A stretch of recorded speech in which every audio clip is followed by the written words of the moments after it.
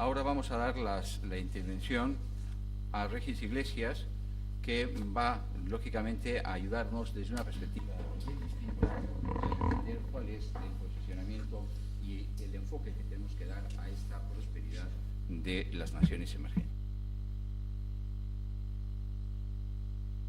Gracias, señor Nasúa. Gracias a nuestros amigos del Partido Nacionalista Vasco y de la Fundación Sabino Arana. Mi intervención basará básicamente en la experiencia que en estos momentos estamos pasando en Cuba, y he querido aprovechar esta oportunidad para compartir con ustedes, dada la gravedad de la situación interna en nuestro país, pues estas reflexiones que tienen mucho que ver con la prosperidad de las naciones emergentes vinculadas a los derechos humanos y a la democracia participativa. No puede haber prosperidad sin libertad, sin respeto a los derechos inalienables de la persona humana. Solo las naciones democráticas pueden garantizar el desarrollo de sus pueblos. Podrá esgrimirse superficialmente que estados totalitarios han logrado ciertos niveles de desarrollo e incluso, como el caso de la China comunista, anunciarse como potencia mundial capaz de retar a las democracias.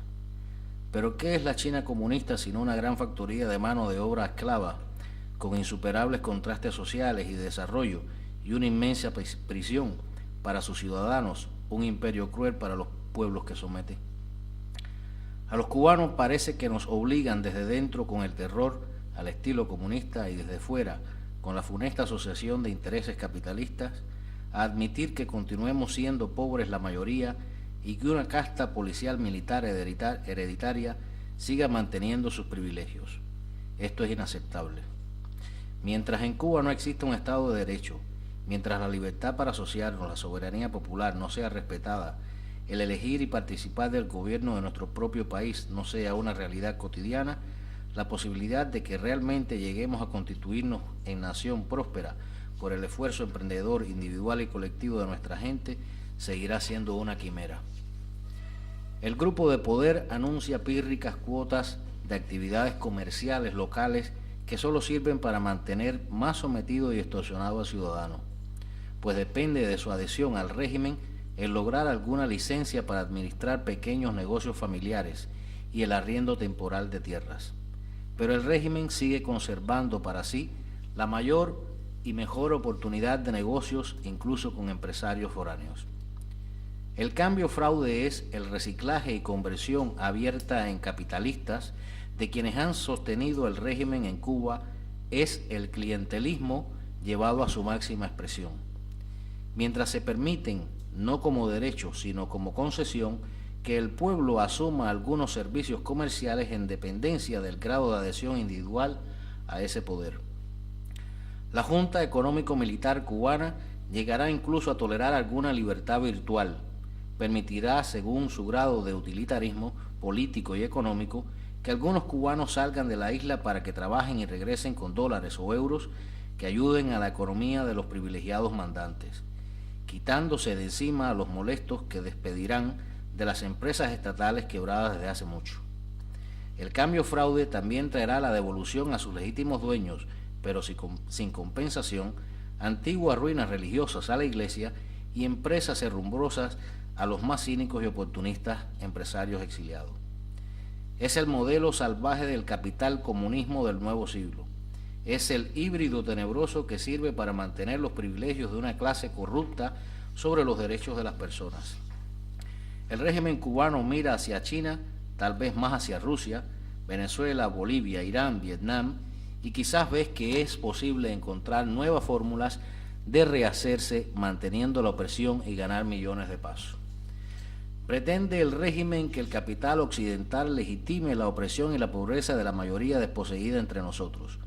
Quieren los jerarcas de esta Junta Económico-Militar de la isla que se dé por bueno el cambio fraude con que embeleza a los más ávidos comerciantes capitalistas de Occidente. En 1958, en Cuba, se reconocía como derechos el poder viajar libremente. Los cubanos podían entrar y salir de su país libremente, podían escoger el lugar de nuestra geografía donde residir. Los cubanos tenían prósperas empresas, conducían lujosos automóviles. También en el Chile de la dictadura militar, los chilenos podían viajar al exterior, tener empresas, conducir automóviles propios. Incluso en la Sudáfrica segregacionista había ciertas libertades de las que no estaba marginada la población negra. Pero esto no es suficiente para las personas. Esto no es lo que los seres humanos tienen por natural, sino su libertad. Su libertad a pensar, a hablar, a actuar, porque es el don que Dios le ha dado a los hombres y que les diferencia del resto de las criaturas.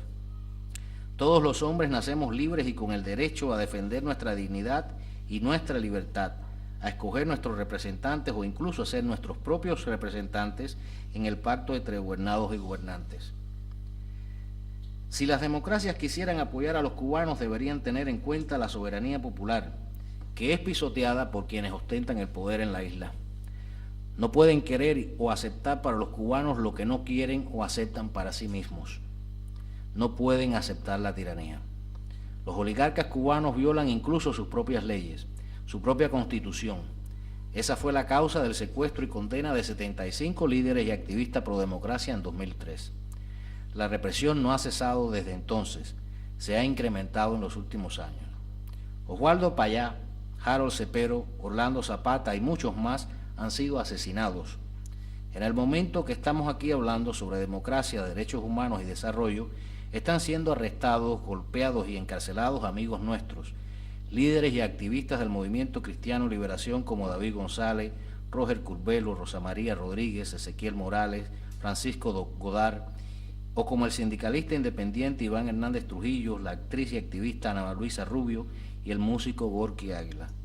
Continúan sus largas condenas Giovanni Melchor, la dama de blanco Sonia Garro y su esposo Ramón Alejandro Muñoz, Calixto Martínez y muchos más. Nosotros decimos, diálogo con toda Cuba, es decir, con todos y entre todos los sectores de la sociedad cubana sin exclusiones. Este es el diálogo primero que se debe apoyar, pues sin él no tiene sentido hablar de diálogo político con la oligarquía continuista. Es un error aceptar las presiones de la Junta Económico-Militar de la isla para que las democracias excluyan y abandonen a su propia suerte a los defensores de derechos humanos en Cuba.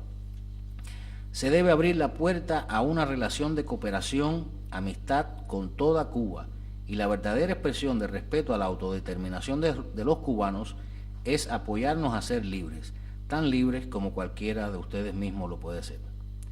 Apóyese la celebración de elecciones libres y plurales, como reclama el plebiscito sobre el proyecto Varela, que han demandado legalmente más de 25.000 cubanos dentro de la isla. No deje el mundo solo a esos más de 1.000 activistas y líderes civilistas dentro y fuera de Cuba que han proclamado que el cambio real, el cambio que queremos los cubanos, solo será posible cuando el pueblo recupere su soberanía en unas elecciones libres. ¿Qué condiciones deben darse para que la prosperidad y respeto a los derechos humanos sean realidad tangible y medible como parámetros de desarrollo de las Naciones sumidas en la opresión por individuos arrogantes que desprecian las libertades individuales y sumen en la miseria o en la falsa prosperidad a los pueblos?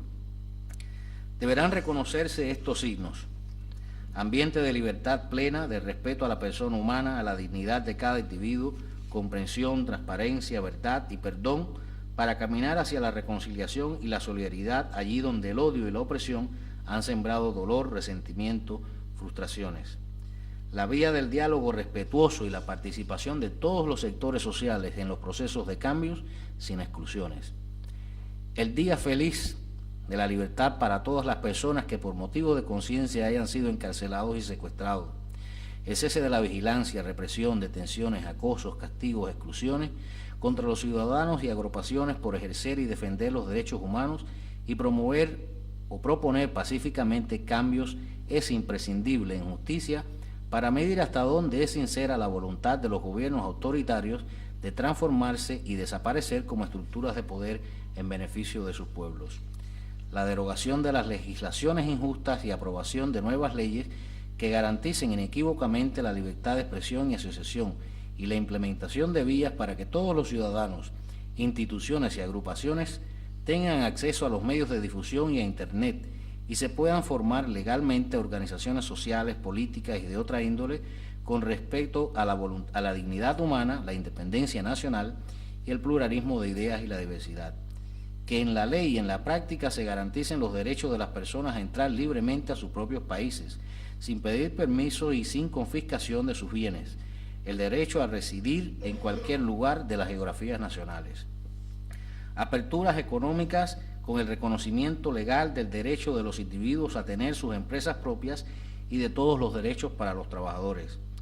Leyes electorales que garanticen el derecho de todos los ciudadanos a ser nominados y elegidos, sin privilegios ni exclusiones y en igualdad de oportunidades.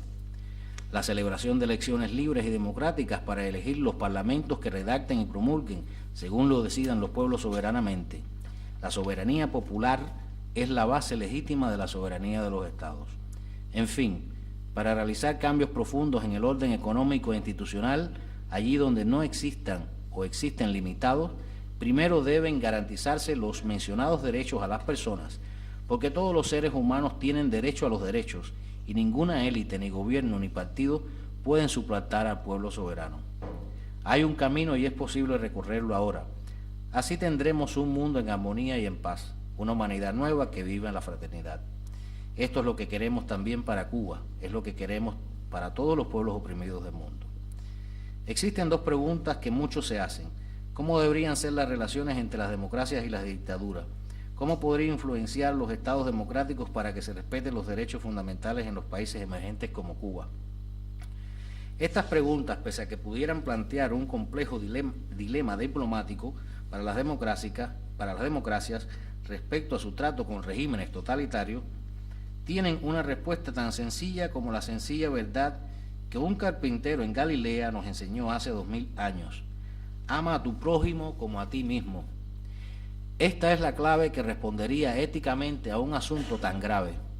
Las relaciones entre estados no son posibles sin que primero las personas se encuentren y se conozcan mutuamente, porque primero se trata de la persona humana.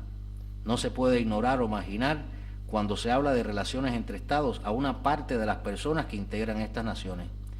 Cuando las sociedades dejan de ser libres o de representar la unión libre entre personas que se asocian y se dan leyes de convivencia respetuosas y la voz de los individuos es acallada por unos pocos, cualquier relación entre las naciones libres de pueblos soberanos y estos estados opresivos que no tenga en cuenta la voz de las víctimas sin derechos será la relación cómplice con la injusticia a que son sometidos los pueblos desdichados y oprimidos. Servirán paradójicamente estos estados libres pero olvidadizos de que primero es la persona humana y que no sería moral pretender que se dé a otros el trato que no nos gustaría para nosotros mismos, como vil extensión de la esclavitud a que someten los estados totalitarios a sus ciudadanos. Un comentario final. Para finalizar, quería comentarles una anécdota personal. Hace poco más de una década, un amigo catalán nos visitó en La Habana. Iba acompañado de un empresario de su país que estaba explorando invertir en la Cuba oprimida por una dictadura que en la actualidad pasa de medio siglo. Luego de exponer sus puntos de vista y ser escuchado por nosotros, le comentamos al emprendedor comerciante la realidad de un pueblo dividido por décadas de terror institucionalizado. Yo solo pregunté a mi amigo, el joven político catalán, ¿y si mañana amaneciéramos con la noticia de que el régimen ha desatado el pandemonio, arrestando y asesinando a la oposición y a nuestro pueblo, qué harían los inversores vuestros? Nos iríamos sin dudarlo, dijo, y el comerciante que le acompañó desde Barcelona le miró asintiendo con la cabeza a esa sentencia honorable.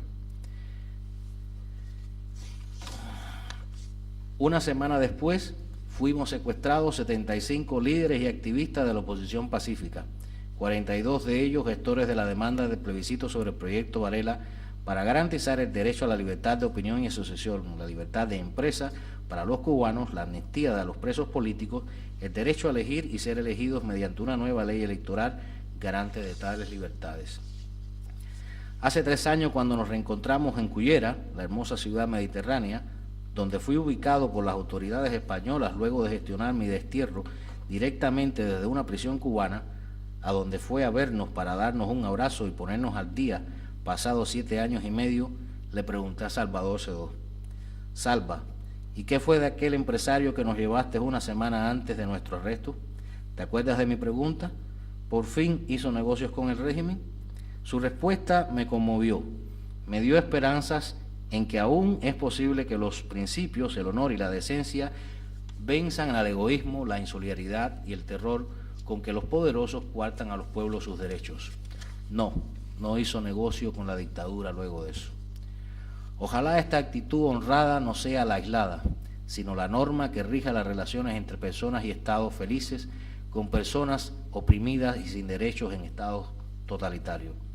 Solo así los oprimidos nos sentiríamos acompañados, los opresores acusados, y exitosa sería la inseparable conjunción de la libertad y su hija la prosperidad.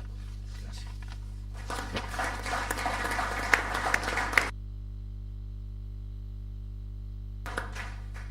Muchas gracias, Regis, por tus palabras. Regis nos ha hablado de una manera muy directa sobre la no existencia de un Estado de Derecho en Cuba y el no respeto a la soberanía popular en la isla, y cómo algunos de los puntos claves, en su opinión, para producir el cambio en la misma isla son aspectos como el garantizar unas elecciones libres, el propiciar un ambiente de libertad, que básicamente, y con independencia de los muchos elementos que has comentado, Regis, podríamos hablar de el respeto y el reconocimiento de los derechos individuales y colectivos al pueblo cubano, el derecho de la movilidad de los mismos o la apertura económica necesaria dentro de la isla, y todo ello dentro de la necesidad de abordar otro punto crítico, que es la reconciliación y el diálogo entre las partes para establecer una normalización política posteriormente en la isla. De todo ello tendremos ocasión de hablar más tarde en el debate.